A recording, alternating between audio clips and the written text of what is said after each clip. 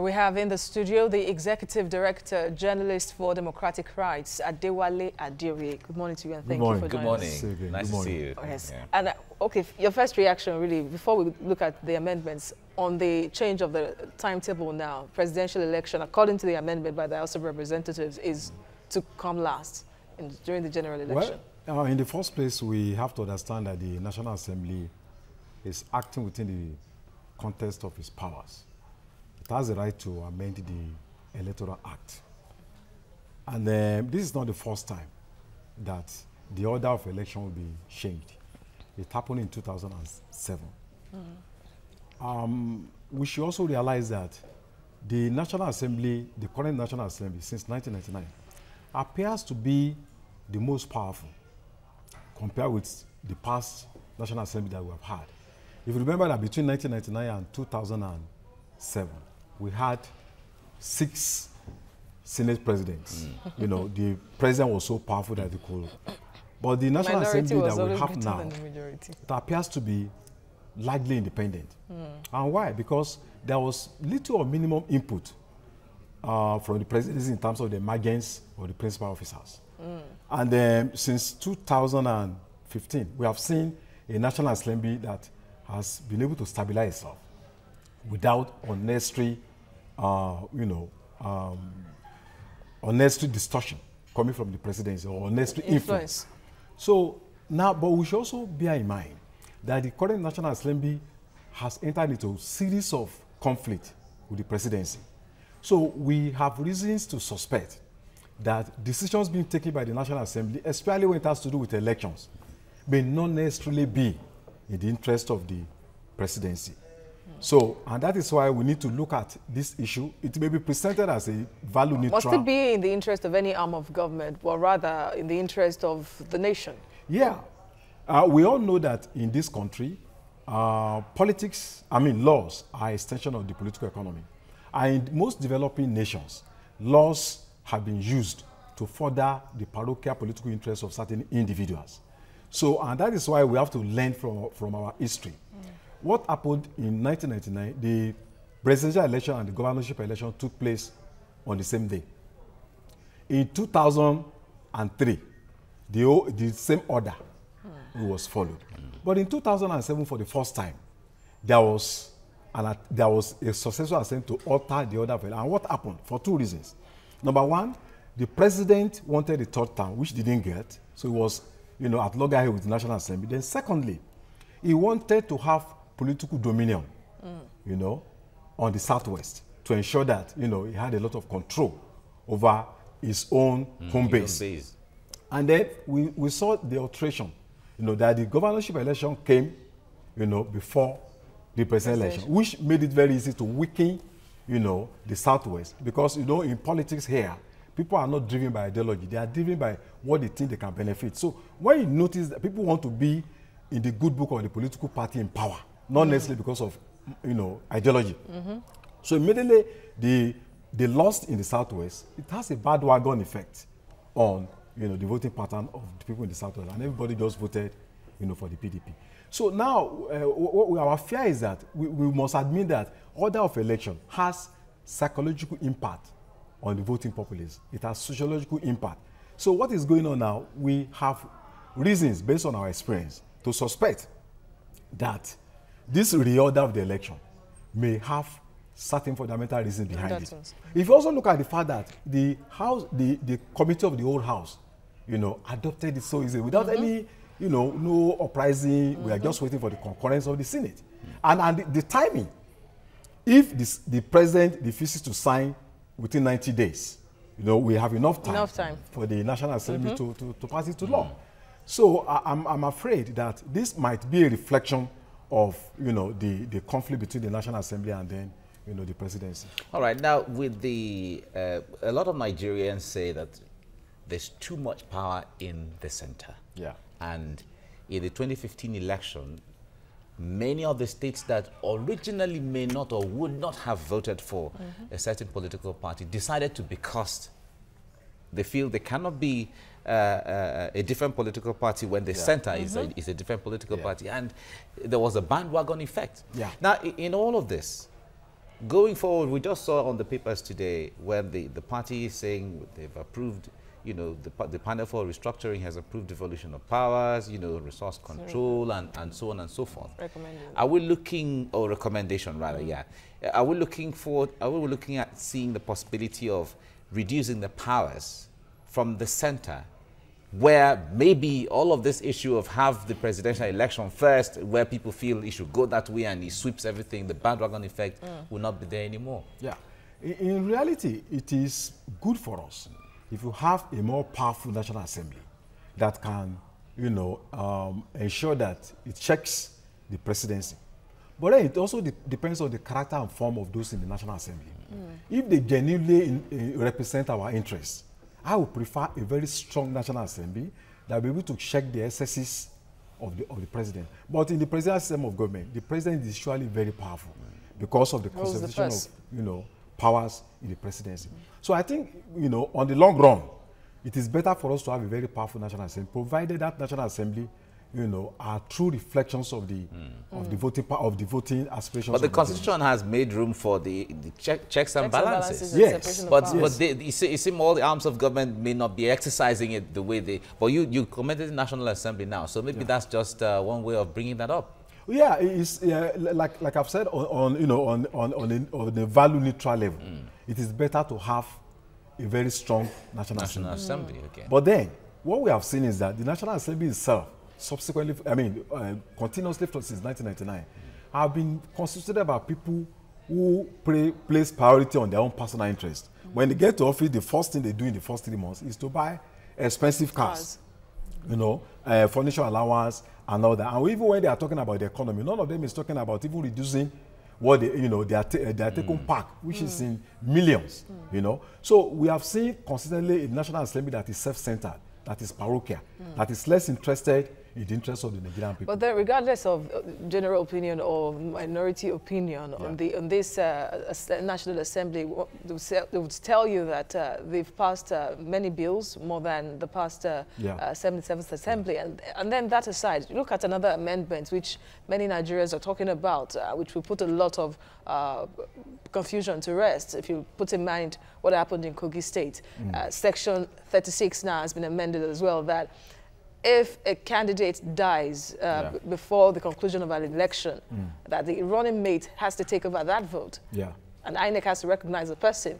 Whereas Section 35 makes it clear now, as amended, that if a candidate dies before an election, then the second candidate of the primary of a political party should take over. It's quite explicit, and don't you think that will solve a lot of problem, really, especially the state level? You know, the House of Reps has made amendments of 156 clauses.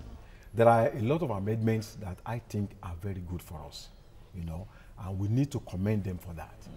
But our worry is that the House of Reps, you know, must act at all times, you know, to reflect the fears and aspirations of Nigerians. Not just at a particular moment, you know. So we want something that is going to be a permanent perspective, a permanent position of the House of Reps. You know what happened in 2015? That the presidential election was brought first because there was a groundswell of opposition against President Goodluck Jonathan. And then they felt that, look, if we can win the presidential election, it's going to have a bandwagon. But it backfired.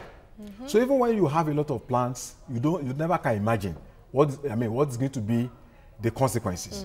So even if the idea is to, you know, create some kind of trust for the presidency, it's a bit dicey because it's neither here nor there.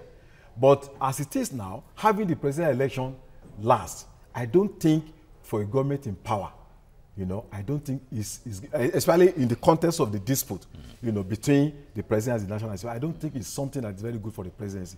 Considering the fact that today's presidency, there's a kind of, you know, a kind of gap between the president. It's a president that seems to be contemptuous of party leadership.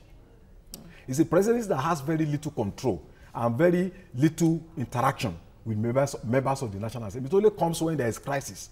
So there is no symbiotic relationship between the National Assembly and the presidency. And then you see a very powerful Senate president who appears to have shamed almost every member of that with a very kind of strong influence of the national, and then the House of Rep too. So if they are taking this kind of decision, I can just advise that the president needs to watch his back. Because if I have the presidential election to be the last one, and then, all the other elections, the government in power is not, it's not able to make an impact, then it will be so clear that the presidency, the position of the president will be so wicked. It should just be like picking an overripe fruit because it's going to come last. Now, what should be the fear at this time? Because we see this, like you already analyzed that, they keep changing the order of the election. Yes. They keep changing it to suit their own interest. And is that good? Shouldn't Nigeria have a template?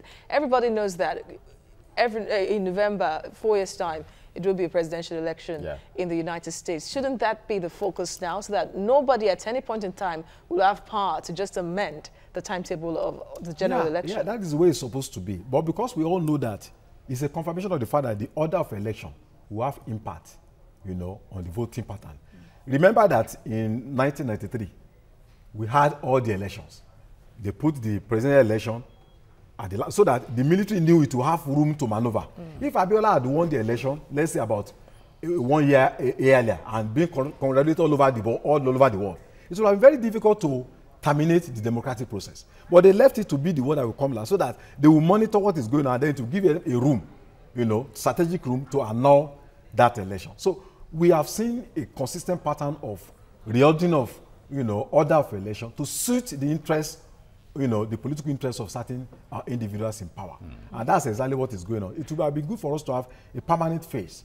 If election is about the interests of the people, it shouldn't really matter whether it's presidential election that comes first or whether. But people sit down in their bedroom, in their caucuses, and they look at what is going to be in the path. If presidential election comes first, and then this other one comes last. So these things are being manipulated, to suit, certain political interest. That's exactly what we are seeing. In all of this, what's the role of the political party? We know that it is the party that owns the government of the day. And with the way the government in power this time around, we had the national chairman at some time when the embarrassing lists of dead persons, names of dead persons emerged in the list for parastatals and heads, where the national chairman said that if we were consulted, but Nigerians who feel that when anything goes wrong, they say it is the party. The party is doing wrong, the party is doing. Now, seeing it from this window where it seems the president is on one side, is doing his own thing, and the political party is on one side, how should we go forward working on a democracy that should have a culture that we can have a template to work with?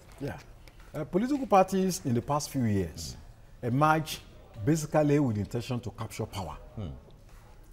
Unlike in the days when you had Action Group, Northern People's Congress, the people owned the party. More of a movement. And even to the level of the Second Republic, and the NPNs and all of that. Make contributions to the party. My mother today still has membership card of the Action Group, and they made contributions no matter how poor, they were. Because it was a form of movement. Yes, it was because movement. it was their future that was at stake. It was their political party. They were major stakeholders.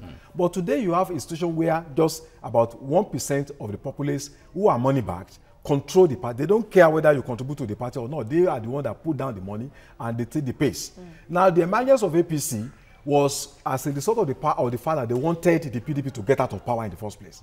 So a lot of interest came in, CPC, certain people that were even involved in criminal activities who are in PDP, and then, there are problems. They wanted a safe haven to be in the camp of the party in power. So it was not driven by ideology. And that's why you see that these contradictions all the time play itself out, even within the party that is in power. Ordinarily, if they are the same party, they should have caucuses where they have their night meetings before you take any bill into the House. The party caucus will have debated it. And then, you have a smooth sail. But in this case, you have the Senate President, the House of Rep, the presidency always at loggerheads. They will send a list to the National Assembly, and then the National Assembly begin to question those lists. But if there are the meetings, if the party is actually structured on the interest of the people, the party will have met overnight and then agree on the list. But you have a situation where the ministers were drawn by a few individuals, even without consultation with the leaders of the party at the regional level. Most of the leaders of the APC in this sector made no input to the emergence of their ministers. So they are not responsible to the party leadership, and by inference, they are not responsible to the people. They are only responsible to those in power, and that's why there's a limit to which you can question them. And that's why many of them are so arrogant and they feel they are not responsible to you. So we need to look at a future where political parties will derive from the fears and aspirations of the Nigerian people, and that will be owned by the people, not just by a few individuals. Okay, now with all this now, it's clear proof that politicians are gearing up for 2019. They're preparing, they are putting their houses in order. What should the electorate do? The people that wield the power, the powerful people in a democratic setting, what should they be doing? How should they prepare for the election? Yeah, people should be educated, because we have a situation where there's a generation gap. A lot of people really don't, you know, there's a generation of people who just think election is about collecting money and then you vote. They are not used to a system where political parties will make relevant to their well-being, to their future well-being, to a political party, a system where there are structures that will guarantee their future. They are used to a system where on voting day, I take 1,000, I take 2,000 naira. And unless we change the orientation of the people who are voting, to let them know that this voting is about their future, it's about the future of the environment, a future about the economy, a future of their culture. So it's going to be a very difficult thing, because people, there is a kind of, it has gone into the subconsciousness of Nigerians. And politicians are not helping matters. They don't want to care about even educating them. They bring out money, and on election day, they give everybody 2,000 naira. Taking advantage of the ignorance. Yes. So, and there's so much poverty in the land. So I still have my fears that election will be largely determined by who has the largest resources, at least as things are now.